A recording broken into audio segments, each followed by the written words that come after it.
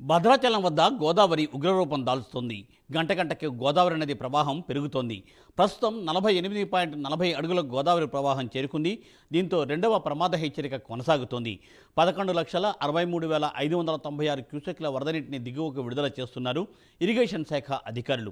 వరద నీరు పెరగడంతో చెర్ల తాల్పేరు ప్రాజెక్టు 25 గేట్లు ఎత్తి 49,574 క్యూసెక్ల వరద నీటిని దిగువకు విడుదల చేస్తున్నారు. ఒకవేళ రాత్రి వరకు గోదావరి ప్రవాహం 53 అడుగులకు చేరుకునే అవకాశం ఉందని అధికారులు అంచనా వేస్తున్నారు. 50 అడుగులు దాటితే చెర్ల దుమ్ముగూడెం మండలాలకు భద్రాచలం పట్టణంతో సంబంధాలు తెగిపోనున్నాయి. ముందస్తు చర్యలలో భాగంగా 9 పునరావాస కేంద్రాలను ఏర్పాటు చేశారు అధికారులు.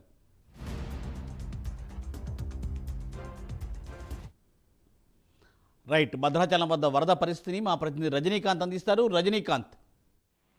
మూర్తి, భద్రాచలం వద్ద గోదావరి ప్రవాహం క్రమక్రమంగా పెరుగుతూ వస్తుంది. గంట గంటకు అడుగుల రూపంలో పెరుగుతూ వస్తుంది. నిన్న సాయంత్రం 6 గంటల ప్రాంతంలో మొదటి ప్రమాద హెచ్చరికకు చెరువులో అయిన గోదావరి వరద ప్రవాహం కాస్త రాత్రి 8 గంటల ప్రాంతంలో 43 అడుగులకు చేరుకోవడంతో మొదటి ప్రమాద హెచ్చరిక జారీ చేశారు. ఈ రోజు ఉదయం 10 గంటల ప్రాంతంలో రెండవ ప్రమాద హెచ్చరిక జారీ చేస్తారంటూ సిడబ్ల్యూసీ అధికారులు తెలిపినప్పటికీ మధ్యాహ్నం 2 గంటల ప్రాంతంలో 48 అడుగులకు చేరుకోవడం, ప్రస్తుతం 48.40 అడుగులకు గోదావరి వరద ప్రవాహం చేరుకుంది. దీన్ని ఎగువన తాలిపేరు ప్రాజెక్టు నుంచి కూడా దాదాపు ఇప్పటికే ఎగువగా తాలిపేరు ప్రాజెక్టు సంబంధించి 25 గేట్లు ఎత్తి 49,574 క్యూసెక్కుల నీరు దిగువకు విడుదల చేస్తున్నారు. దాంతోపాటు ఎగువ నుంచి ఈ తుపాకులగూడెం, మేడిగడ్డ, లక్ష్మీ బ్యారేజీ నుంచి కూడా దాదాపు 8 లక్షల పైచిలకు క్యూసెక్కుల వరద నీరు దిగువకు విడుదల వస్తుండటంతో భద్రాచలం వద్ద గోదావరి పరవళ్లు తొక్కుతుందని చెప్పవచ్చు. భద్రాచలం వద్ద ప్రస్తుతం రెండో ప్రమాద హెచ్చరిక దాటి ప్రవహిస్తున్న పరిస్థితి కనబడుతుంది. భద్రాచలం వద్ద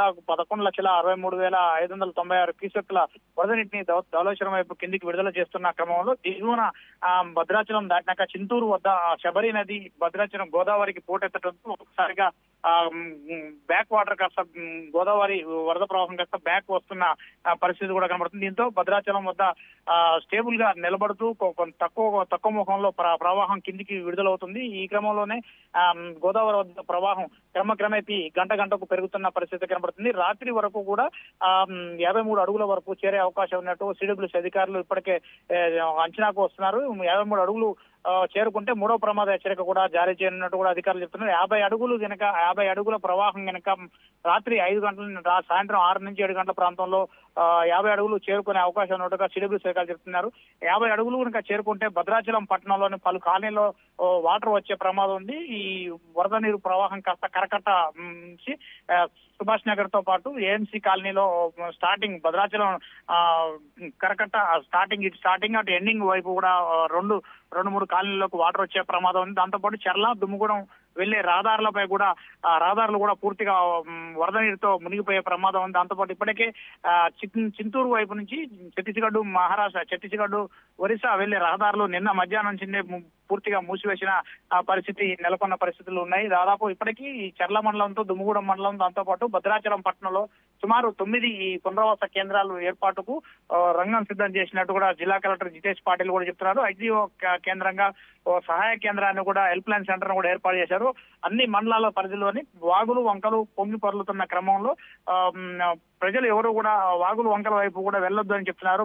ప్రత్యేకంగా మత్స్యకారులు వేటకు వెళ్లొద్దు అంటూ భద్రాచలంతో పాటు చెర్ల వెంకటాపురం పెనుపక్క పరిధిలోని అశోకపురం పరిధిలో దాంతోపాటు బూర్గంపాడు పోలవరం ముంపు గ్రామాల పరిధిలో కూడా అలర్ట్ కూడా ప్రకటించిన పరిస్థితి చూడవచ్చు. దాదాపు 2022 జూలై మాసంలో ఇదే తీరులో భారీ స్థాయిలో భద్రాచలంకు వరదలు వచ్చాయి. ఆ సందర్భంలో 73.5 అడుగులకు వరదలు చేరటంతో అప్పుడు ప్రభుత్వం కూడా కొత్త ఒక దశలో కూడా చేతులెత్తేసే పరిస్థితి కూడా కనపడింది. దాదాపు 12 మండలాల వరకు భద్రాచలం సబ్ డివిజన్ లోని 12 మండలాలు పూర్తిగా నీట మునిగిన పరిస్థితి కనబడుతుంది. దాంతోపాటు భద్రాచలం నుంచి ఇతర ప్రాంతాలకు కూడా పూర్తిగా అప్పుడు గతంలో రాకపోకలు కూడా పూర్తిగా సత్సంబంధాలు కూడా తెగిపోయిన పరిస్థితి కనబడుతుంది. ఇదే వరద ప్రవాహం కనుక రాత్రి సాయంత్రం 7 గంటల వరకు 50 అడుగులు కనుక భద్రాచలం గోదావరి వరద ప్రవాహం చేరుకుంటే భద్రాచలం దుమ్ముగూడెం మండలాలకు పూర్తిగా సత్సంబంధాలు కూడా భద్రాచలం పట్టణంతో తెగిపోతాయంటూ మొదలడానికి ఇప్పుడు అధికారులు ఒక అంచనా కూడా వచ్చారు. ఆ ప్రాంతంలో బారికేడ్లు కూడా ఏర్పాటు చేసి అటు వెళ్లకుండా ప్రయాణికులు ఇటు వాహనాలు కూడా వెళ్లకుండా కట్టుదిట్టమైన చర్యలు కూడా ఏర్పాటు చేస్తున్న పరిస్థితి చూడవచ్చు. దాదాపు ఇప్పటికే 9 పునరావాస కేంద్రాలను కూడా ఏర్పాటు చేసి పునరావాస కేంద్రాలకు కూడా ముంపు గ్రామాల ప్రజలు ఎవరైతే ఉంటారో వాళ్ళందరం కూడా తరలించాలంటూ స్థానిక ఎంఆర్ఓలు పోలీస్ అధికారులకు జిల్లా అధికారులు రెవెన్యూ అధికారులు కూడా సమాచారం ఇచ్చారు. దీనికి సంబంధించి ఇప్పటికే అన్ని గ్రామాల పరిధిలో ముంపు గ్రామాలైన చెర్ల దుమ్ముగూడెంతో పాటు బురగంపాడు మండలం భద్రాచలం పట్టణంలో పలు కాలనీలతో పాటు అశోకపురం మండలంలో కూడా బ్యాక్ వాటర్ బాగా పోటెత్తే అవకాశాలు. మరోపక్క కిన్నెరసాని డ్యామ్ నుంచి 2 గేట్లు ఎత్తి ఇప్పటికే 15,000 క్యూసెక్కుల నీరును కూడా దిగువకు విడుదల చేస్తున్న నేపథ్యంలో కొన్ని ప్రాంతాలు కూడా అక్కడ కూడా నీట మునిగే